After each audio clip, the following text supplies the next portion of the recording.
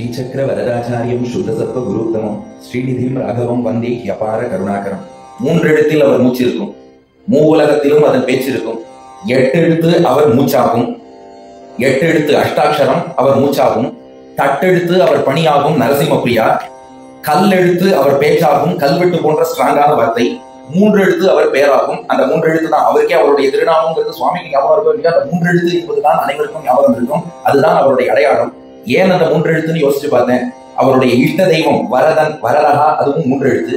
அவருடைய இதய தெய்வம் பூலிசை சுவாமி, அதுவும் 3 எழுத்து. அவருடைய தாயார் திருநாமமும் 3 எழுத்து. அவருடைய தேவிகள் திருநாமமும் 3 எழுத்து. ஓம்கார பிரணவத்தையே 3 எழுத்து என்றுதான் சொல்லுவோம். அந்த வகையில சுவாமிக்கு எல்லாமே 3 எழுத்தாகவே அமைந்திருப்பது என்பது ஒரு தனிச்சிறப்பு. மிருக சீர்ஷத்தில் தோன்றிய அவர் மிருக சீர்ஷனான நரசிம்மருடைய அடியவர். மிருக சீர்ஷ நட்சத்திரத்தில் தோன்றிய அவர் மிருக சீர்ஷனான நரசிம்மருடைய அடியவர்.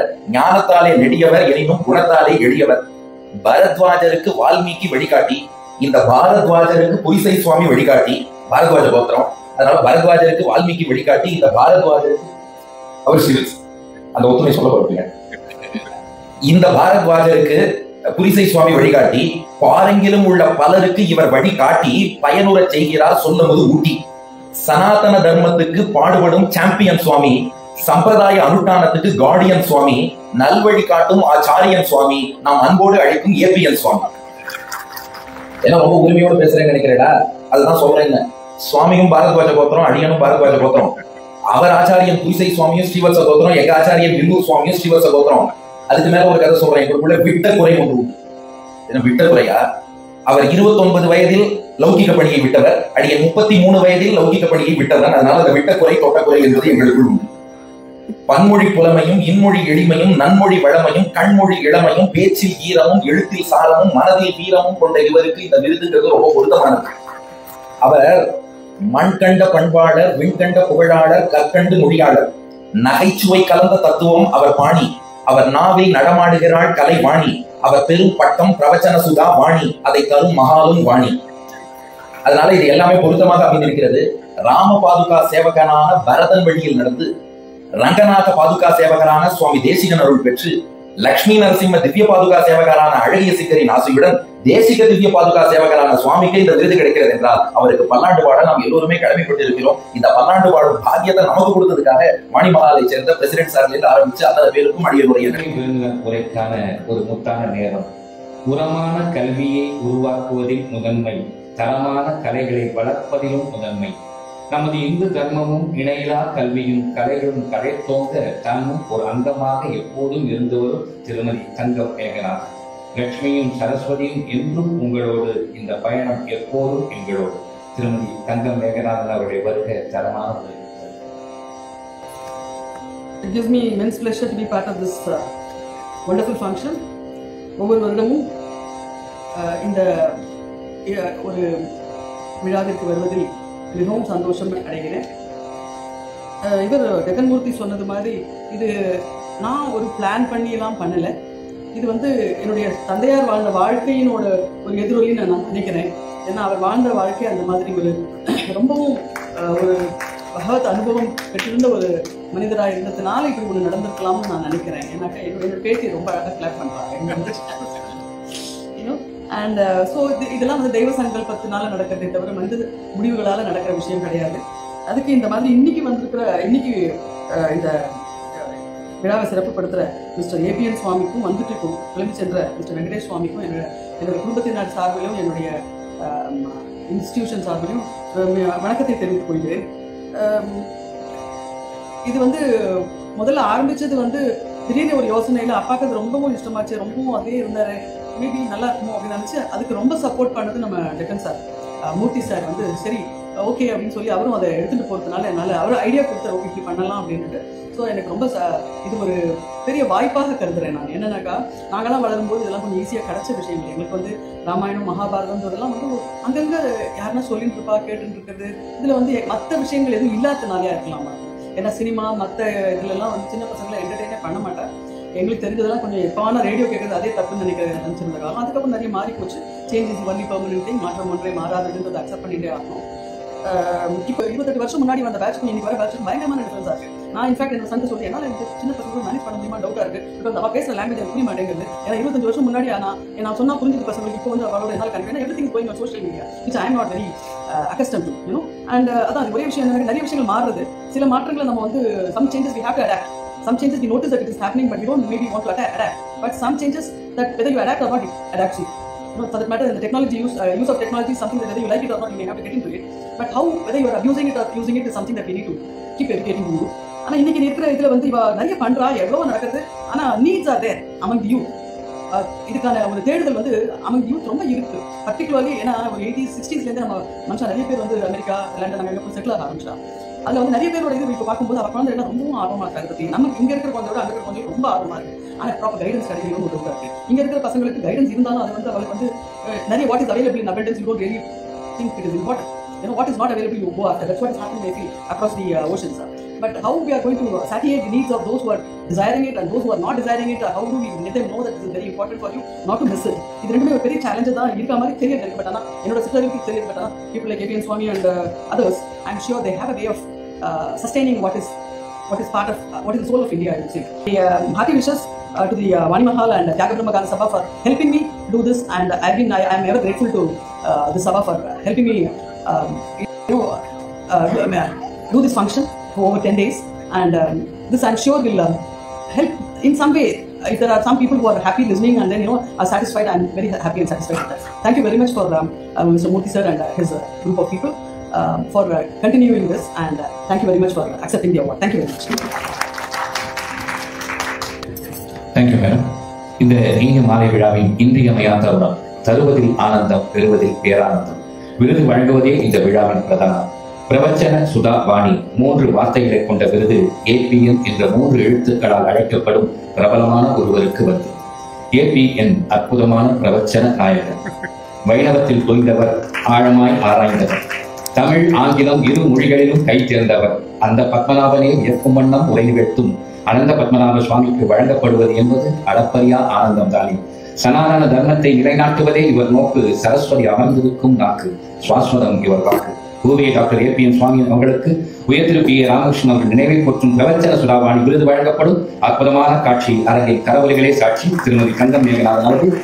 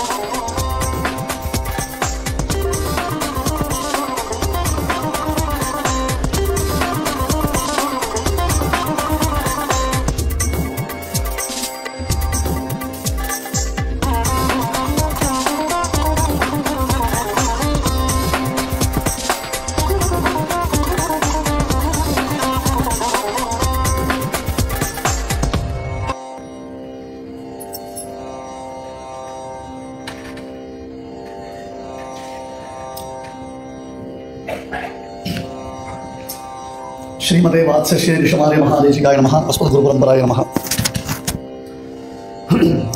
வாணி மஹால் அப்படின்றது எல்லா பெரியவாளுக்கும் பெரிய கௌரவத்தை கொடுத்திருக்கக்கூடிய மிகப்பெரிய பல ஆண்டுகளாக நடைபெறக்கூடிய ஒரு இன்ஸ்டிடியூஷன்.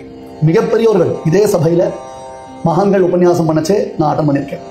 தூப்பூர் லட்சுமி சமாச்சாரியார், முக்கூர் லட்சுமி சமாச்சாரியார், அந்த மாதிரி மகான்கள்லாம் வந்திருக்கச்சே கூட அது ஒரு சின்ன பையனா அதோ இப்போ இந்த பசங்களுடைய தான லெவலில் இருந்து கூட கேட்டு அனுபவிச்சிருக்கோம். அப்போ இந்த வாணி மகாலுடைய பெருமை எத்தகையது அப்படின்னு கேட்டால், அங்கே உட்கார்ந்து இருக்கிறவா நிச்சயம் ஒரு நாள் இங்கே ஏறி வந்துடுவான்னு வாணி மகால் காண்பிக்கிறது. அதுக்கு லிவிங் எக்ஸாம்பிள் நான் தான். இப்போ விருது வாங்கினா அது ரொம்ப பெரிய பொறுப்பு. அது ரொம்ப சுவாமி பரதன் ராஜ்யாபிஷேகம் பண்ணணும்னு கை வர வாங்கிட்டா ராமன் ஓகே, ராமனுக்கு அதை பற்றி ஒன்றும் பெரிய விஷயம் இல்லை. பட் ராமன் என்ன சொன்னார், கை ரொம்ப தப்பாக புரிஞ்சுட்டா எவ்வளோ ப்ராப்ளம்ன்றது கைகைக்கு புரியல. சகல புவன பார ஸ்தாபிதா வத்சமூர்தனி அப்படின்னு சொன்னார். சகல புவன பார ஸ்தாபிதோ வத்சமூர்தனின்னா பெரிய பொறுப்பு. இது சும்மா சாதாரண விஷயம் இல்லை. இந்த உலகை ரட்சிப்பது அப்படின்றது ஒரு பெரிய பொறுப்பு. குருவி தலையில பரங்காய வைக்கிற மாதிரி கடைசியில் கைகை என்ன ரிலீவ் பண்ணிட்டு பரதன் தலையில அந்த பாரத்தை தூக்கி வச்சுட்டா. ஐயோ பாவம், பரதனால் அந்த பாரத்தை சுமக்க முடியுமா தெரியலையேன்னு ராமன் வருத்தப்பட்டார். என்னுடைய ஆச்சாரியன் எனக்கு ஒரு கைங்கரியத்தை கொடுத்தார். நரசிம்மப்பிரியா பத்திரிகையை ஏற்று நடத்தக்கூடியதான ஒரு கைங்கரியம், ஒரு பெரிய கைங்கரியம். அதுதான் என்ன சொல்றது, ஒரு பெரிய மதிப்பு. நரசிம்மப்பிரியாவுக்கு ஒரு கைங்கரியம் பண்றது, தட் இஸ் அதுக்கு ஒரு ஆசிரியராக இருந்து அதை நிர்வகிப்பது என்பது ஒரு பெரிய காரியம். அப்போ சில பல சிக்கல்கள் ஏற்பட்டது. அந்த சமயத்தில் எத்தனையோ சில விதமான ப்ராப்ளம்ஸ் ஏற்பட்டது.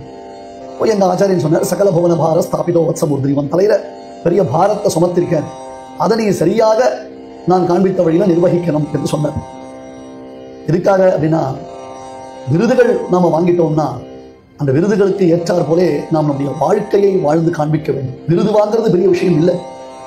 பல இடங்கள்ல சொல்லுவா, அவர் விருது வாங்கினாரா இல்ல விருது கொடுத்தாரா, there is a difference between these two. அவராக விருது வாங்கிட்டாரா இல்ல விருது கொடுத்தாளா அப்படின்னு கேட்டா, கொடுத்தா தான் மதிப்பு, வாங்கிண்டா மதிப்பு இல்லை. ஆனால் எப்பொழுதுமே கொடுத்தா தான் மதிப்பது. சுவாமி தேசிகனுக்கு ரங்கநாதன் ஒரு விருது கொடுத்தான், வேதாந்தாச்சாரியர் என்பதாக சாட்சாத் ரங்கநாதனே கொடுத்தான். அப்ப சுவாமி தேசிகன் சொல்ற, எனக்கு இவ்வளவு பெரிய பொறுப்பை ரங்கநாதன் கொடுத்தான், விருதம் டைட்டில்னு கொடுத்துட்டான், அட்லீஸ்ட் அதுக்காக நான் இன்னும் நிறைய உழைக்கணும், எனவே நான் ஸ்ரீபாஷ்யத்துடைய வியாக்கியானமான அதிகரணசாரா அப்படின்றதான நூலை ஏற்றுகிறேன். அதுக்கு முன்னாடி அவருக்கு அந்த கெப்பாசிட்டி இல்லையா, அதுக்கு முன்னாடி அவருக்கு அந்த பெருமை இல்லையா, இருந்திருக்கு. இருந்தாலும் தேசிகன் சொல்லக்கூடியதான உத்தமமான வார்த்தைகள். ஆனால் மகான்களே இது போன்றதான விருதங்களை பெறும் பொழுது அவர்களே பயந்திருக்கா அப்படின்னு சொல்லச்சே, அடியனை போல மிதம் பச்சனா ரொம்ப சாதாரண விஷயம். இன்னும் எவ்வளோ டிராவல் பண்ண வேண்டிய டிஸ்டன்ஸ் இருக்கு, இன்னும் நிறைய தெரிஞ்சுக்கணும். இது ஆல்மோஸ்ட் வாணி மகான்ல இது அடியனுக்கு 3வது தடவையோ 4வது தடவையோ ராமாயண நவாகம் அந்த சீக்வன்ஸ்ல கிட்டத்தட்ட இந்த 20 வருஷத்துல நான் 2-3 தடவை பண்ணிருக்கேன். நான் அது தவிர தனித்தனியா வெவ்வேறு ஆங்கிள் ராமாயணங்களை சொல்லியிருக்கேன். ஆனால் ஒவ்வொரு முறை சொல்லும் பொழுதும் பல புதியதான அர்த்த விசேஷங்களை ஸ்ரீ ராமச்சந்திரமூர்த்தி ஆச்சாரியுடைய அனுகிரகத்தினால அடியனுக்கு புரிய வைக்கிறார். அது ஒரு பெரிய பெருமை, பெரிய சந்தோஷம். எத்தனை தடவை சேவித்தாலும், அந்த ராமாயணத்தை எத்தனை தடவை வாசித்தாலும், இல்லையே இந்த அர்த்தத்தை நாம போன தடவை மிஸ் பண்ணிட்டோமே, இந்த அர்த்தத்தை நாம போன உபன்யாசத்துல கவனிக்கலையே, போன தடவை ராமாயணம் சொல்லிச்சு நம்ம நோட் பண்ணிக்கலையே அப்படின்ற மாதிரி தோணும்படி ராமபிரான் பண்றான். ஆகையால இது வாங்கிட்டோம்னா இது ஒரு டெஸ்டினேஷன் அர்த்தம் இல்லை, இன்னும் டிராவல் பண்ண வேண்டியதான தூரம் நிறைய இருக்கு. அதுலயும் நமக்கு அல்பஷ்ட காலோ பகவஷ்ட Vigna, the duration is very very short. தங்கம் மேகநாதன் அவர்கள் சொல்லும்போது ரொம்ப அழகான ஒரு விஷயத்தை குறிப்பிட்டார்கள். இன்னைக்கு இருக்கக்கூடிய ஜெனரேஷன் அது என்ன சொல்ற, ஜென்சியா, அதுக்கு என்ன பேர் வச்சிருக்கு, அது கூட நான் கொஞ்சம் ஜென்சி ஜென்செட் அப்படின்ற மாதிரி அதுக்கு பேர் இருக்கு. அதை முதல்ல புரிஞ்சுக்கிறதே பெரிய விஷயம். ராமாயணம் கூட புரிஞ்சிடும், பாகவதம் கூட புரிஞ்சிடும், அது ஒரு பெரிய கஷ்டம் இல்லை. அந்த இப்ப இருக்கிற இளைய சமுதாயத்தில் இளைய தலைமுறை அவளை எப்படி நாம ரீச் பண்ணப்போம், அவளுக்கு எப்படி நம்முடைய இந்த ட்ரெஷரை டிஸ்ட்ரிபியூட் பண்ணணும், நம்முடைய மெயின் மிஷன். இங்க வந்திருக்கிறவா எத்தனை பேர் நான் இருக்கிறதே யங்ஸ்டர்ஸ் ஏபிஎன் தான் அப்படின்ற மாதிரி இருக்கு. நடுவில் அதையும் சொல்லிக்கலாம் முடியும். அது போராது. இன்னும் நம்முடைய இளைஞர்களுக்கு இந்த கூகுள்ல இருந்து வெளியில கொண்டு வரணும். அவளை கூகுள்ல இருந்து வெளியில கொண்டு வந்து கோகுலோட அவளை அட்டாச் பண்ணணும், டைரக்ட் கனெக்ஷன் கொடுக்கணும். அவளுக்கு come out from Google, be with Google அப்படின்ற மாதிரி கொண்டு போகணும். அதுக்கு தான் நாங்கள் நிறைய யோசிச்சிருக்கோம். அடுத்த போக போக இன்னும் இந்த சமுதாயத்தில் இனிமே ஆத்மா இல்லாமல் கூட இருக்கலாம், ஆண்ட்ராய்டு இல்லாமல் இருக்க முடியாதுன்ற மாதிரி ஆயிடுச்சு. ஒய்ஃப் இல்லாமல் கூட இருக்கலாம், ஒய்ஃபை இல்லாமல் இருக்க முடியாதுன்ற மாதிரி ஆயிடுச்சு. மாதிரி ஒன்னொன்றுத்துக்கும் நமக்கு எனர்ஜி இல்லாமல் இருக்கலாம், ஆனால் சார்ஜர் இல்லாமல் இருக்க முடியாது. எல்லாம் நமக்கு கேட்டஸ் இன்க்ரீஸ் ஆகிட்டே இருக்கு, அடாப்ஷன் அதிகமாக ஆகிட்டே இருக்கே தவிர்த்து நாலேஜ் குறைஞ்சிட்டே இருக்கு. இன்னைக்கு கூட அவர் இளையராஜா அவர்கள் ஒரு பேட்டியில் சொல்லியிருக்காரு, ஆர்டிஃபிஷியல் இன்டெலிஜென்ஸ் தான் அர்த்தம். அது ஒரிஜினல் இல்லைன்னு தான் தெரியுது, கிளீனாக தெரியுது. அதை கண்டுபிடிச்சவங்க யாரு? அதை கண்டுபிடிச்சது ஒரு நல்ல ஒரு இன்டெலிஜென்ட் பர்சன் தானே. ஒரிஜினலான இன்டெலிஜென்ஸ் யாருக்கு இருக்கோ அவன் தானே அதை கண்டுபிடிச்சிருக்காங்க. But we are depending on artificial intelligence. இன்னைக்கு இங்க வரணும்னா கூகுள் மேப் அனுப்பினா தான் வருவேன்னு சொல்றா பசங்க. ஏன் வாயில வார்த்தை இல்லையா? கேட்கக்கூடாதா? ஒருத்தருடைய ஒருத்தர் முகத்தை பார்த்து கேட்கும் பண்பாடு கலாச்சாரமே விட்டு போயிடுது. வாணிமகாலுக்கு இன்னைக்கு ஃபங்க்ஷன் இருக்கு அப்படின்னா நீங்க எங்களுக்கு லொகேஷன் அனுப்பணும். நான் எதுக்கு லொகேஷன் அனுப்பணும்? அட்ரஸ் தான் அனுப்ப முடியும். ஒய்ஷுடே நான் சொல்லிட்டேன், என்கிட்ட 786 அந்த பழைய மாடல் இருக்கு, செங்கல் ஃபோன் அதுதான் வச்சிருக்கேன், என்கிட்ட வாட்ஸ்அப் கிடையாதுன்ட்டு. எதுக்கு நான் வந்து அவளுக்கு லொகேஷன் அனுப்பணும்? நான் அட்ரஸ் வாணிமகா ஜிஎன் செட்டி ரோடு, வாயில வார்த்தை இருக்கிட்ட வாய்ப்படமா வச்சுருக்கீங்க, வரவேண்டாம் கேட்கணும். அந்த அளவுக்கு சொல்லிருக்கேன். லொகேஷன் போடணும். என்ன லொகேஷன் போடணும்? அது 10 தடவை ஒரே இடத்துல யூடியூப் போட வைக்கிறது. கட்சியில் இங்கேயே சுற்றி வந்து இந்த ரவுண்டனாவே சுற்றி வந்துட்டு இருக்கான். வெளில வந்து கேட்டால் அது டேக் லெஃப்ட். எவ்வளவு சோம்பேறியா இருக்கும். சுவாமி நாங்கள்லாம் ஒரு புஸ்தகம் வாசிக்கணும். நான் இப்போ கூட சமீபத்தில் ஒரு பேட்டியில் சொல்றேன், சக்தி விடமே ஒரு பேட்டியில் சொல்றேன், ஒரு புக்கு படிக்கிறோம் அப்படின்னு சொன்னா அந்த புக்கை தேவனைய பாவன லைப்ரரியில் போய் பார்ப்போம், கன்னிமரா லைப்ரரியில் போய் பார்ப்போம், குப்புசாமி சாஸ்திரி ரிசர்ச் இன்ஸ்டியூட்ல போய் பார்ப்போம், அடையார் லைப்ரரியில் போய் பார்ப்போம். இன்னைக்கு எடுத்தா டைம் பிடிஎஃப் எடுக்கிறான், படிச்சோம். அந்த சிரமம் தெரியல. கிளேஷப்பலேனகி புனர் நவதாம் விதத்தை ஒரு மகாகவி சொன்னார். கஷ்டப்பட்டு அடைந்தால் தான் அதனுடைய அருமை தெரியும். அதுக்காக பசங்களுக்கு கஷ்டத்தை கொடுக்கணும்னு சொல்ல வரல, நான் கஷ்டப்பட்டேன், அதனால என் பையன் 10ஆம் கிளாஸ் படிக்கவே ஒரு ஸ்கூட்டர் வாங்கி கொடுத்துருவோம், ஸ்கூட்டி பெப் வாங்கி கொடுத்துருவோம். எங்கள் அப்பா கிட்ட நான் ஒரு வாட்ச் வாங்குறதுக்கு பட்ட கஷ்டம் எனக்கு தான் தெரியும். நான் கட்சி வரல, எம்ஏ வரலும் எனக்கு வாட்ச் வாங்கி தரல, அவர் வாங்கி தரேன்னு சொல்லிட்டார் அவர், ஆனால் வாங்கி தரல. கஷ்டப்பட்டு ஒன்றை அடைந்தால் மட்டும்தான் அதனுடையதான அருமை நமக்கு தெரியும். இப்போ பிள்ளைகளை கஷ்டப்படுத்தணும்னு சொல்லலை, ஆனால் வாழ்க்கைன்னா என்னென்னு புரிய வைக்க வேண்டியது ரொம்ப ரொம்ப அவசியமாக. இன்னைக்கு எல்லாத்துக்கும் மன வருத்தம், எல்லாத்துக்கும் மன முறிவு. நான் 10 நாள் உபன்யாசம் எல்லாம் சொல்லிட்டு பிரேக்கப் கலாச்சாரம் ஆயிடுச்சு, பில்டப் கலாச்சாரமே இல்லை. Before marriage I love you, after marriage I leave you. என்ன கலாச்சாரம்? எங்கே போயிட்டு இருக்கோம்? எப்படி போயிட்டு இருக்கோம்? எப்படி நம்ம தடுக்க போறோம்? இது எப்படி ஃபுல்லாக நம்மளால தடுக்க முடியும் அப்படின்னு தெரியல. கல்யாணம் பண்ணிக்கவே ஒரு ஆப்ஷனை மைண்ட் செட் பண்ணி கல்யாணம் பண்ணா எப்படி இருக்கும்? ஒரு 10 வருஷம் 15 வருஷம் முன்னாடி சினிமாலாம் எடுத்து பாருங்க, ஒண்ணுமே ஒரு நிச்சயதார்த்தம் பண்ணி நிச்சயதார்த்தம் கேன்சல் ஆகிட்டா உடனே அந்த அப்பா அழுவார், கண்ணில் கிளிசனே வரும், ஐயோ என் பொண்ணுடைய வாழ்க்கை பாழா போயிடுது அப்படின்னு அந்த சினிமாட்டிக் அப்பா அழுவார். அது நிஜம், அது ரியாலிட்டி. ஏன்னா அந்த பொண்ணுக்கு நிச்சயதார்த்தம் ஆகிட்டு அதுக்கப்புறம் நிச்சயதார்த்தம் கேன்சல் ஆகிட்டா அவருக்கு வேற யாரும் கல்யாணம் பண்ணிக்க மாட்டாங்க. இப்பெல்லாம் ஒண்ணுமே இல்லை, அசால்ட்டா போயிட்டு இருக்கு. எங்கே போயிட்டோம் நம்ம? இது அதுக்கு மேலே பேசக்கூடாது, பேசினா சட்டம் வேற பயமுறுத்தணும். எல்லாத்துக்கும் ஒரு பயமுறுத்தல். பிராக்டிக்கலா நம்முடைய வாழ்க்கை நடைமுறையை பேசுவதற்கு கூட நமக்கு உரிமைகள் இல்லை. நம்ம பிள்ளைகள் அதை புரிந்து கொள்வதற்கும் வாய்ப்புகள் குறைந்து கொண்டே இருக்கிறது. ராமாயணம்ன்றது வெறும் ராமன் சீதை அவளுடைய லவண்ட பட்சம் அவ போனது, ராவண சம்ஹாரம் பண்ணது காட்டி அது மட்டுமே அதுல சொல்லப்படுற விஷயம் இல்லை. அதனுடைய பின்னணியில லவ் அண்ட் அஃபெக்ஷன் இருக்கு, ஒரு டிராஜிக் ஈவெண்ட்ஸ் இருக்கு, அன்எக்ஸ்பெக்டட் ட்விஸ்ட் இருக்கு. நேற்று உபன்யாசத்தில் கூட சொன்ன ராஜ்யம் உண்டுன்னு சொன்ன உடனே நெக்ஸ்ட் வித்தின் 10 மினிட்ஸ் உனக்கு ராஜ்யம் இல்லை, காட்டுக்கு போனா எப்பேற்பட்டவனா இருந்தா மைண்டு என்ன ஆகும்? மனசு எப்படி இருக்கும்? வலிக்காது, கடுப்பா இருக்காது, 2 அறை வைக்கணும் தோணாது அப்பாவை பார்த்து. அந்த அளவுக்கு அவனுக்கு மனசு இறுகி போயிடும். அதெல்லாம் எப்படி டேக்கிள் பண்ண? இன்னைக்கு சின்ன சின்ன விஷயத்துக்கு மன வருத்தம் பண்றா, தவறான முடிவுகளை எடுக்கிறா, தவறான பாதையை தேர்ந்தெடுக்கிறா. வாழ்க்கையினுடைய அந்த வாழ்க்கைன்றது ரொம்ப குறுகிய வட்டம், அந்த வட்டத்திலேருந்து வெளியில் வரதை எப்படின்னு தெரியல அவளுக்கு. இதுக்கு நமக்கு நம்முடையதான இதிகாச புராணங்கள் தான் வழிகாட்ட முடியும், வேற கிடையவே கிடையாது. அது வெறுத்தாலும் ஒதுக்கினாலும் நமக்கு இதிகாச புராணங்கள் தான் வழிகாட்டும். அதுதான் ஒரிஜினல் ரோல் மாடல். அதுதான் அதை எந்த எப்படி வேணாலும் நம்ம அதை தெரிஞ்சுக்கலாம்.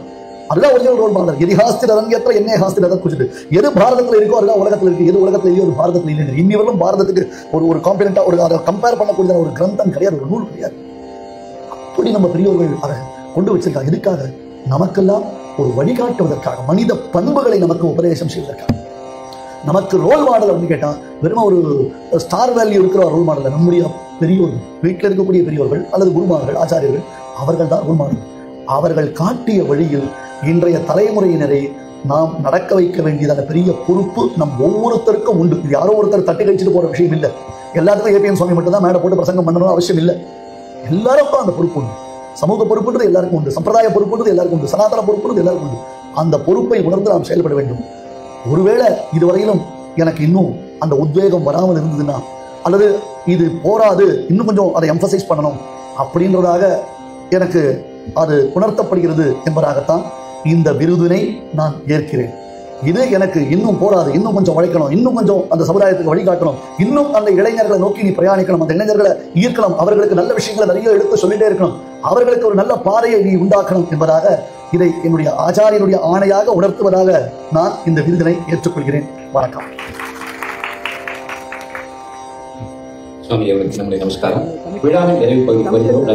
நன்றி உரை வழங்க ஸ்ரீ தியாக பிரம்மகான சபையின் துணை தலைவர் திரு டி. சந்திரசேகர் அவர்களை பணிபுரிய அழைக்கிறேன்.